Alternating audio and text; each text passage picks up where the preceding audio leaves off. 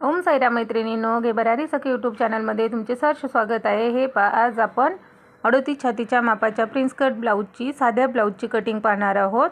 Botanic नाही, हा simple cutting आहे। याची तयार उंची आहे 14.5 इंच प्लस आपण 1 इंच एक्स्ट्रा घेतलेली आहे, म्हणजे 15.5 इंचावरती 15.5 इंच असं दोन्ही बाजूने व्यवस्थित मार्क करून घेतलं। त्यानंतर पहा, आता याचे शोल्डर जे आहे ते आपण 5.5 इंचावरती घेतलेलं आहे। 5.5 इंचावरती शोल्डरची मार्किंग करायची आहे सरळ रेषेमध्ये। त्याच पद्धतीने थोडंसं असं खालच्या साईडला येऊन इकडेही 5.5 इंचावरती मार्क करून घ्यायचं, जेणेकरून सरळ आपल्याला रेषा आहे ती समजते। त्यानंतर पहा, आता याचा मुंडा जो आहे तो आपण घेतलेला आहे 6 इंचावरती। दोन्ही पॉईंट व्यवस्थित असे जोडायचे, जेणेकरून सरळ रेषेमध्ये येणार आहे। 6 इंच बरोबर दोन्ही साईडने मार्क करून घेतलं। त्यानंतर पहा, आता 9.5 इंच ह्याचा चौथा भाग येतो, प्लस आपण 1.5 इंच जी आहे ती आपण शिलाई मार्जिन ठेवलेली आहे। अशा पद्धतीने 11 इंचावरती बरोबर असं आपल्याला मार्क करून घ्यायचं आहे 1.5 इंच फिटिंग मार्जिनसाठी आणि 9.5 इंच छातीचा चौथा भाग। त्याच पद्धतीने पहा, आता खालच्या साईडला आपल्याला व्यवस्थित असं 11 इंचावरती बरोबर मार्क करून घ्यायचं आहे आणि दोन्ही जे पॉईंट आहेत ते व्यवस्थित असे आपल्याला जोडून घ्यायचे आहेत। दाखवल्याप्रमाणे पहा, व्यवस्थित दोन्ही पॉईंट असे जोडून घ्यायचे। अशा पद्धतीने जोडले गेलेले आहेत। त्यानंतर पहा, आता आपल्याला जे आहे मुंड्याची जी खोली आहे ती घ्यायची आहे 1.25 इंचावरती, कारण ह्याचा नेक जो आहे तो डीप आहे। जर याचा नेक थोडं शॉर्ट असेल, 6 इंचाच्या आसपास असेल, तर त्यावेळेस 1.5 इंच घ्यायचं आणि व्यवस्थित असं फ्रेंच कर्वच्या साहाय्याने ह्याला असे तिन्ही पॉईंट जोडून घ्यायचे। जो शेप आहे तो मुंड्याचा देऊन घ्यायचा आहे। या पद्धतीने नवीन जर शिकत असाल तर तुम्ही फ्रेंच कर्वच्या साहाय्याने शेप देऊ शकता, म्हणजे तुम्हाला खूप सोपं जाणार आहे। त्यानंतर पहा, टक्सचा जो पॉईंट आहे तो आपण घेणार आहोत 4 इंचावरती। टक्सची रुंदी आणि उंची आपण 4 इंचावरती मार्क करणार आहोत। तयार होणार आहे 3.5 इंच। अर्धा इंच पहा, दोन्ही साईडने व्यवस्थित असं मार्किंग करून घ्यायचं आणि सरळ असे दोन्ही पॉईंट जोडून घ्यायचे आहेत, म्हणजे 1 इंच कमरेच्या साईडला जो टक्स आहे तो बरोबर कव्हर होणार आहे। त्यानंतर पहा, आता आपल्याला गळ्याची जी रुंदी आहे ती घ्यायची आहे 2.25 इंचावरती। हे पहा, दाखवल्याप्रमाणे व्यवस्थित असं 2.25 इंचावरती गळ्याची रुंदी घ्यायची आहे आणि तयार गळा आपला आहे 11 इंच। डीप नेक आहे, त्यामुळेच आपण 1.25 इंचावरती मुंडा खोली दिलेली आहे, म्हणजे काखेमध्ये झोळ येत नाही त्यामुळे। आता 11 इंच आहेत, आपण 11.5 इंच उंची घेतलेली आहे, अर्धा इंच शोल्डर फिटिंगसाठी आणि गळ्याची जी खालच्या बाजूनी जी रुंदी आहे ती घेतलेली आहे 3.5 इंचावरती। अशा पद्धतीने दोन्ही पॉईंट असे आपल्याला जोडून घ्यायचे आहेत। कॅमेरा तिरकस असल्यामुळे तुम्हाला अशा पद्धतीचं दिसत आहे। राईट साईडची बाजू बरोबर दिसत आहे, पण वरच्या साईडचा कपडा जो आहे तो छोटा दिसत आहे। हे पहा, अशा पद्धतीने व्यवस्थित अशी जशी ड्राफ्टिंग केली सेम त्याच पद्धतीने आपल्याला कटिंग करून घ्यायची आहे। हा माझाच ब्लाऊज आहे पहा मैत्रिणींनो, वटपौर्णिमेसाठी मी तयार करत आहे। एक गोष्ट मला नक्की कमेंट करून सांगा, तुम्ही इतरांचे ब्लाऊज शिवता त्यावेळेस काही नसते, पण ज्यावेळेस आपल्याला स्वतःचं ब्लाऊज शिवायचं असते त्यावेळेस आपल्याला कसं शिवावा हे नक्की सुचते की नाही सुचते, मला कमेंट करून सांगा की हा प्रॉब्लेम फक्त माझाच आहे। मी सर्वांचे डिझाईन व्यवस्थित बनवते, पण स्वतःसाठी कशी बनवावी हेच मला सुचत नाही पहा।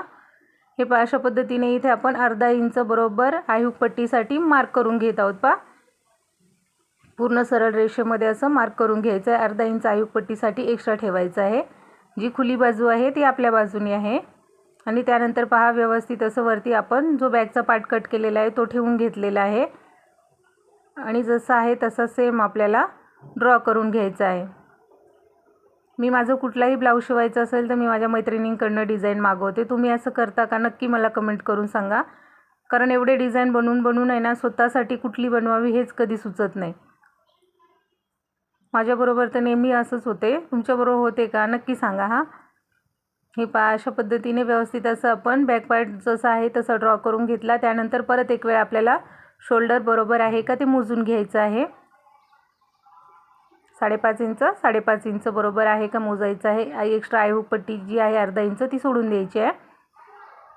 त्यानंतर उंची जी आहे ती 6 इंचावरती आहे, बरोबर 6 इंच आहे का तेही चेक करायचं आहे आणि व्यवस्थित असा बॉक्स तयार करून घ्यायचा आहे, कारण आपल्याला इकडे समोरच्या भागासाठी मुंडा खोली देऊन घ्यायची आहे।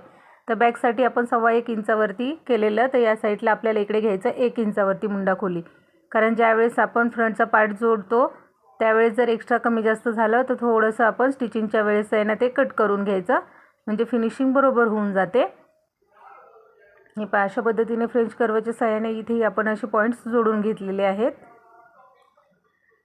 जसं आपण इकडे शेप दिलाय सेम त्याच पद्धतीचा शेप द्यायचा आहे. काही ब्लाऊजमध्ये प्रॉब्लेम येणार नाही आणि अशा पद्धतीने कटिंग केली तर बघा आपले जे मुंड्यामध्ये जो झोळ येतो ना तो कधीही येणार नाही.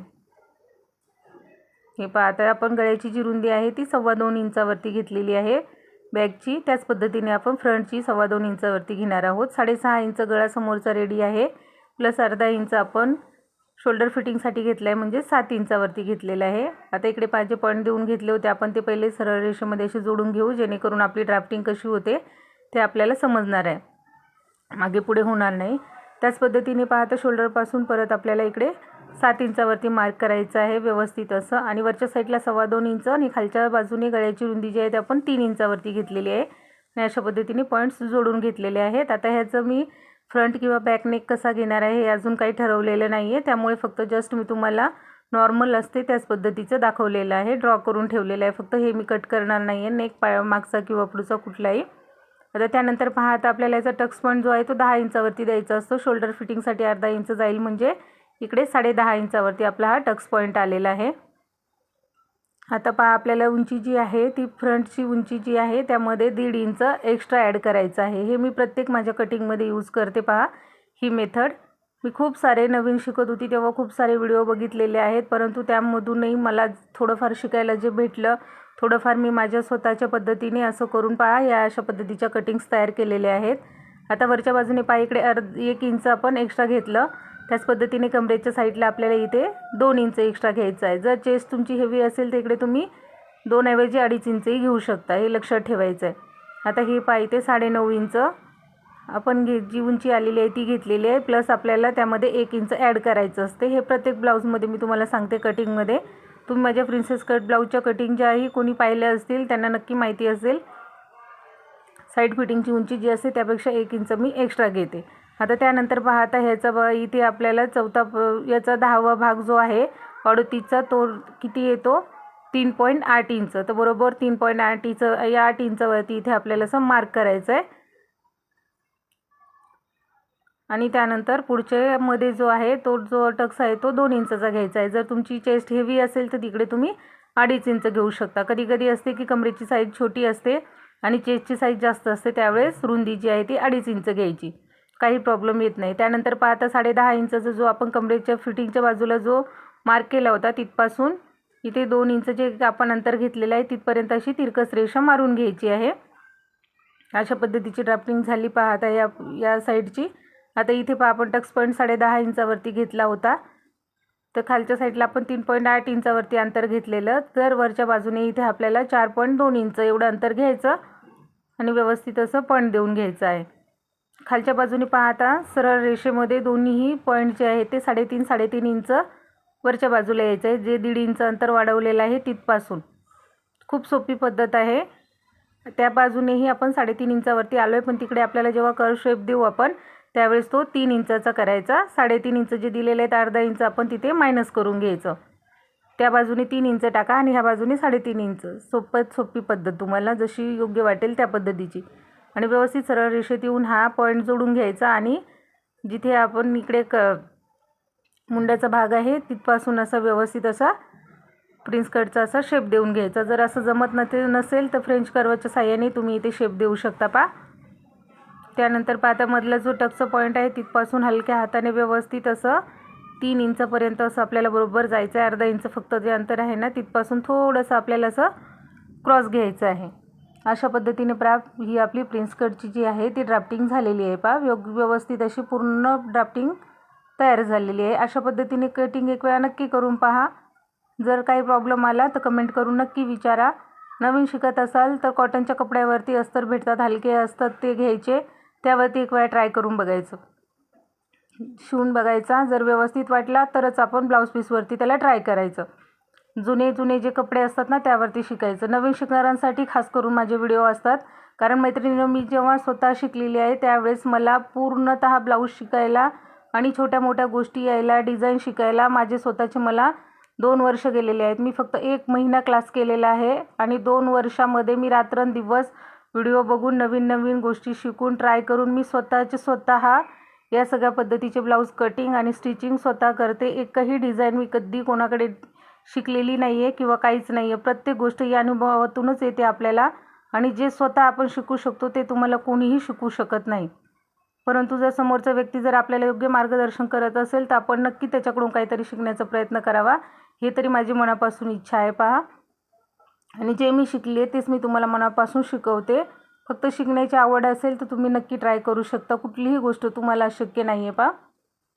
हे पहा, अशा पद्धतीने आपण आता हे पूर्ण पार्ट्स कट करून घेतलेले आहेत व्यवस्थित असे. हे पहा, अशा पद्धतीचा प्रिंटचा आपला फ्रंट पार्ट तयार झालेला आहे. आता आपल्याला काय करायचं आहे, स्लीवची कटिंग करायची आहे. आता स्लीव्ज पहा आपल्याला 4 फोल्डमध्ये फोल्ड केलेली आहे आपण. हे पहा, अशा पद्धतीने 4 पदरी करून घेतलेलं आहे. बंद बाजू आपल्या साईडला ठेवायची, ओपन बाजू पलीकडच्या बाजूने ठेवायची आहे. आता याची तयार उंची आहे 4 इंच प्लस आपल्याला 1 इंच यामध्ये घ्यायचं आहे. झाली 5 इंचावरती. त्यानंतर पहा आता आपली छातीचा जो चौथा भाग आहे तो 9.5 इंच प्लस आपल्याला कधीही स्लीवसाठी अर्धा इंच ॲड करायचं असतं, म्हणजे झालं 10 इंचावरती. बरोबर 10 इंच वरच्या साईडला केलं तर आपल्याला बॉटमच्या साईडला इकडे 1 इंच कमी करायचं, म्हणजे 9 इंच बरोबर मार्क करायचं आहे. 3/4 स्लीव्ज आहे त्यामुळे 1 इंच कमी करायचं. त्यानंतर पहा इकडेही बरोबर आपल्याला 5 इंच उंची आहे तेवढं मार्क करून त्याचा निम्मा घ्यायचा 2.5 इंच. 2.5 इंचावरती व्यवस्थित मार्किंग करायचं आणि आतल्या बाजूने 1.5 इंचावरती यायचं आहे. स्लीव्ज कटिंग खूप सोप्या पद्धतीची आहे, एकदम इझी आहे. त्यानंतर पहा वरच्या बाजूने 2 इंच सरळ रेषेमध्ये जायचं आहे आपल्या शोल्डरच्या बाजूने आणि व्यवस्थित हलक्या हाताने असं फक्त त्याला मिळवत जायचं. काहीच अवघड नाही आहे, एकदम इझी आहे स्लीव्ज कटिंग. अशा पद्धतीने स्लीव्ज कटिंग करायला शिकले तुम्ही तर खूप सोपी आहे. मध्ये इथे पहा असा फिश कटसारखा असा शेप देऊन घ्यायचा, त्यानंतर ही स्लीव्ज कटिंग करून घ्यायची आहे. खूप सोपी पद्धत आहे. अशा पद्धतीने स्लीव्ज कटिंग करून पहा, प्रॅक्टिस करा. जुने कपडे असतात त्यावरती ट्राय करायचं, बरोबर येते आपल्याला. काही अडचण आली तर नक्की कमेंट करा मैत्रिणींनो. मी मनापासून शिकवते आणि मलाही वाटतं जो त्रास मला झाला आहे शिकण्यासाठी तो कधीच कोणाला होऊ नये. या पद्धतीची पूर्ण माहिती मी तुम्हाला देईल. मला जेवढं माहिती आहे तेवढं तर नक्कीच मी तुम्हाला सांगण्याचा प्रयत्न करेल. पहा, हे पहा, अशा पद्धतीने व्यवस्थित अशी आपली ही स्लीवची जी कटिंग झाली आहे ही पूर्णतः आपली पूर्ण प्रिन्स कटची ही पूर्ण कटिंग झाली आहे. व्हिडिओ पाहिल्याबद्दल मनापासून धन्यवाद. Bye bye.